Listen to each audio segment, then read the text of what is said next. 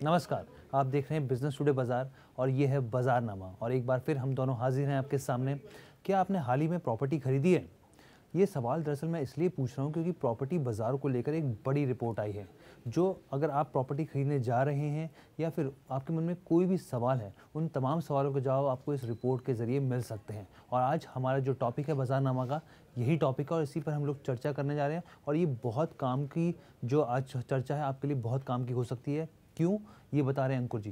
Sir, क्या report आई है? देखिए, जुलाई से सितंबर के महीने में ऐसी कई रियल एस्टेट कंसल्टिंग फर्म्स हैं जो अपना एक डेटा रिलीज़ करती हैं। और इस बार जो डेटा आया है काफ़ी चौंकाने वाला है। ये डेटा आया है एनआरओ की तरफ से। एनआरओ की काफ़ी रियल एस्टेट की एक कंसल्टिंग फर्म है, उसने अपना एक डेटा जारी किया है। उस डेटा में कहा गया है कि जुलाई से सितंबर के महीने में, यानी कि जुलाई से सितंबर के महीने में जो घरों की बिक्री का आंकड़ा है वो करीब 1,20,000, ये करीब फिगर है, इतना रहा है। और जो पिछले साल के मुकाबले इसी अवधि में, समान अवधि में, जो अगर हम डेटा का विश्लेषण करेंगे तो उसके तुलना में ये करीब 36% ज़्यादा है। अच्छा। और इसमें आप दिलचस्प बात ये है कि बेसिकली जो डेटा आता है, ये जो 7 बड़े शहर हैं उसका डेटा कंपाइल किया जाता है और ये ट्रेंड का पता लगाने की कोशिश की जाती है कि जो बड़े शहर हैं उसमें रियल एस्टेट मार्केट कैसा कर रहा है। तो ये जो बड़े 7 शहर हैं, जिसमें दिल्ली है, पुणे है, हैदराबाद है, अहमदाबाद है, इनका ये डेटा आया। और इस डेटा में जो बात निकल के सामने आई वो ये आई कि करीब इस ये जो क्वार्टर एंड हो रहा है, इस क्वार्टर में रियल एस्टेट में तेज़ी बरकरार है। यानी वाई ऑन वाई बेसिस पर देखें तो 36% की तेज़ी है। अच्छा, ये भी हमारे दर्शकों को बताइए कि कौन सा ऐसा शहर है जो खरीदारी के मामले में नंबर 1 पर है? देखिए, इस मामले में पुणे ने बाजी मारी है। अच्छा। पुणे में अचानक से जो रियल एस्टेट मार्केट था वो पुणे काफ़ी बड़ा शहर है, तो उसमें सबसे ज़्यादा तेज़ी देखने को मिली है। ठीक है। उसके बाद फिर मुंबई का नंबर आता है। मुंबई यानी कि जिसको मुंबई मेट्रोपॉलिटन रीजन कहा जाता है। और उसके बाद नंबर आता है दिल्ली एनसीआर का। तो ये 3 बड़े ऐसे रियल एस्टेट के मार्केट हैं जहाँ पर इस समय काफ़ी तेज़ी देखने को मिल रही है। और बस बात ये है कि लेकिन दर्शकों को ये समझना होगा कि वो जब रियल एस्टेट में हम बाइंग करते हैं तो हमें काफ़ी चीज़ों का ध्यान रखना चाहिए, क्योंकि कहीं ऐसा ना हो कि कहीं आप टॉप पे, यानी कि जब रियल एस्टेट का साइकिल पीक आउट हो चुका हो, उस पर ख़रीदें। हालांकि जितने भी हाल फिलहाल में जितने भी रिपोर्ट्स आई हैं उन्हीं का सबका ये कहना है कि रियल एस्टेट में अभी तेज़ी आगे जारी रहेगी। अब वो देखना होगा कि वो टाइम फ्रेम क्या है, वो हम अभी दावा नहीं कर सकते। क्योंकि हमने पीछे देखा भी था कि महाराष्ट्र सरकार ने स्टैम्प ड्यूटी घटाई थी। और हम लोग पिछले जो अब ये पीछे में बजट गया था तो मोदी सरकार की ओर से प्रधानमंत्री आवास योजना है, उसमें भी करीब 79,000 का एलोकेशन किया गया था। सरकार की तरफ से तमाम ऐसी कोशिशें की जा रही हैं कि जो प्रॉपर्टी बाजार है उसको उठाया जा सके, क्योंकि हम लोगों ने देखा था कोरोना के दौर में यहाँ पे जो स्थिति है काफ़ी ज़्यादा ख़राब हो गई थी। अच्छा सर, अब एक चीज़ बताइए, जो हम लोग देख रहे हैं, हमने देखा कि प्रीमियम घरों की बिक्री में तेज़ी आई है। ये चीज़ हम लोग देख रहे हैं और ये डाटा भी बताता है। लेकिन एक हेडविंड ये भी है कि ब्याज दरें जो है हमने पीछे देखा कि वो बढ़ रही हैं। हालांकि कुछ समय के लिए अभी ब्रेक लगा है, महंगाई के लिए कुछ आरबीआई की तरफ से कोशिश हो रही है। लेकिन ये बताइए कि ब्याज दरों की बढ़ोतरी के बावजूद भी होम बायर इतनी दिलचस्पी क्यों दिखा रहे हैं? देखिए, ये बाज़ार में ये मान के चलिए कि जो हेडविंड्स आप ब्याज दरों की कह रहे हैं कि ज़्यादा समय तो नहीं रहेगी, क्योंकि जैसे ही महंगाई कंट्रोल में आएगी कहीं ना कहीं इस बात की उम्मीद है कि ब्याज दरें नीचे आएंगी।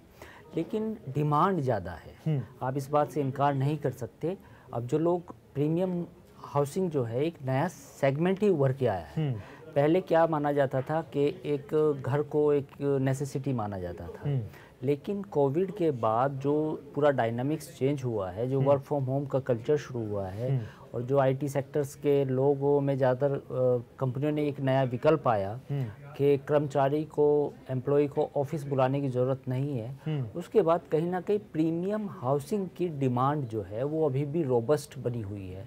ऐसा अभी कोई साइन सामने निकल के नहीं आया है जिसमें हम ये कह सकें कि प्रीमियम हाउसिंग डिक्लाइन कर रही है। और यही वजह है कि जितने भी डेवलपर हैं, जितने भी बड़े शहरों के डेवलपर हैं, ख़ास तौर पर पुणे, मुंबई, दिल्ली, एनसीआर, यहाँ पे प्रीमियम हाउसिंग की डिमांड लगातार बढ़ती जा रही है। और जो नए प्रोजेक्ट्स हैं वो भी नए रोज़ प्रीमियम हाउसिंग सेगमेंट में ही लॉन्च हो रही है। सर ये तो हमने बात करी बेसिकली होम बायर के हिसाब से। अच्छा मुझे थोड़ी सी स्थिति बताइए, जो कमर्शियल स्पेस और कोवर्किंग स्पेस है वहाँ पर क्या स्थिति है? देखिए वहाँ पे भी कमर्शियल कोवर्किंग स्पेस काफ़ी कोरोना से पहले काफ़ी उसकी पिटाई हुई थी और उसमें एक तरह से मंदी थी, लेकिन उसमें भी रिवाइवल के साइन हैं, ऐसा नहीं है। लेकिन जो सबसे पहली प्रायोरिटी है, जिस सेगमेंट में सबसे ज़्यादा इस समय बिक्री हो रही है, जो सेल्स के जो नंबर आ रहे हैं, वो लग्जरी हाउसिंग की है। कमर्शियल इसके बाद सेकंड लेग में काम कर रहा है। हाँ। तो पहले लेग में तो ये मान के चलिए कि जितने भी प्रीमियम ब्रांड्स हैं या जो बड़े लिस्टेड बिल्डर्स हैं या नॉन लिस्टेड बिल्डर्स हैं, उनका फोकस इस बात पे है कि हम एक लग्जरी हाउसिंग पे फोकस करें। उसके बाद धीरे धीरे कमर्शियल स्पेस और जो ये शॉपिंग मॉल्स, इसमें भी कुछ अब बाइंग देखने को मिल रही है। कुछ नए लॉन्चिंग भी तकरीबन हर शहर में हो रही है। बिल्कुल, एक रिपोर्ट भी आई थी कि 2023 में करीब कमर्शियल और कोवर्किंग स्पेस में करीब 50 मिलियन स्क्वायर फीट का इस तरह की बढ़ोतरी देख सकते हैं, यानी कि 15% का जंप साफ तौर पर देखने को मिल सकता है पिछले साल के मुकाबले। अच्छा सर, मेरा आखिरी सवाल रहेगा, क्योंकि पिछले कुछ दिनों में आप घर को काफ़ी ज़्यादा खरीदने के चक्कर में काफ़ी ज़्यादा रिसर्च कर रहे थे। ये बताइए, अगर होम बायर जो है उनको घर खरीदना हो तो कौन कौन सी चीज़ों का ध्यान रखना चाहिए घर खरीदते वक्त? देखिए घर खरीदना और ना खरीदना, दोनों के पक्ष और विपक्ष में दोनों बातें। बिल्कुल। कुछ लोग कहते हैं कि घर खरीदना नहीं चाहिए, आप अपने पैसे को इन्वेस्ट करें इक्विटी में या दूसरे एसेट क्लास में। लेकिन कुछ लोग कहते हैं कि घर एक खरीदना चाहिए। तो एक इंडिविजुअल डिसीजन है। आई थिंक मुझे लगता है कि उसके बारे में फाइनेंशियल एडवाइज़र ज़्यादा बेहतर सलाह दे सकते हैं। लेकिन अगर आप घर खरीदने का मन बना चुके हैं तो कुछ चीज़ें होती हैं जो काफ़ी महत्वपूर्ण है। जी। पहली चीज़ ये कि आपका जो बिल्डर है, कहीं ना कहीं उसकी रेपुटेशन या उसका जो पास्ट है वो ज़रूर देखना चाहिए। और दूसरी चीज़ है प्राइसिंग। हमेशा ये कोशिश करनी चाहिए कि जो आपको प्राइसिंग मिल रही है वो सही है, आपके बजट से बाहर तो नहीं है। क्योंकि अभी कहीं ना कहीं ऐसा भी आ रहा है कि कुछ सेक्टर्स में या कुछ इलाकों में दाम इतनी तेज़ी से बढ़े हैं या वो बढ़ते जा रहे हैं कि वो अफोर्डेबिलिटी में भी जा रहे हैं। तो जब आप अपने घर का चुनाव करें तो 5-7 पैरामीटर्स होते हैं, जिसमें builder, construction quality, delivery, location और प्राइसिंग।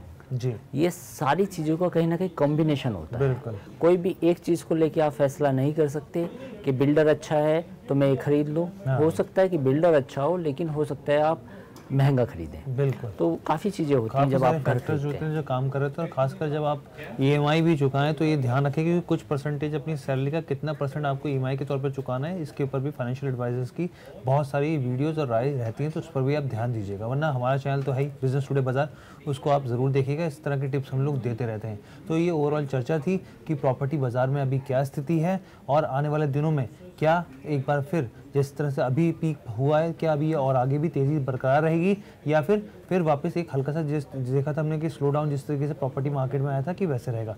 तो आपको ये चर्चा कैसी लगी, आप हमें कमेंट करके ज़रूर बताइएगा। बिजनेस से जुड़े हर एक अपडेट को बेहद आसान भाषा में समझने के लिए देखते रहिए बिजनेस टुडे बाजार। नमस्कार। वीडियो पसंद आया तो हमें लाइक, कमेंट, शेयर और सब्सक्राइब जरूर करें।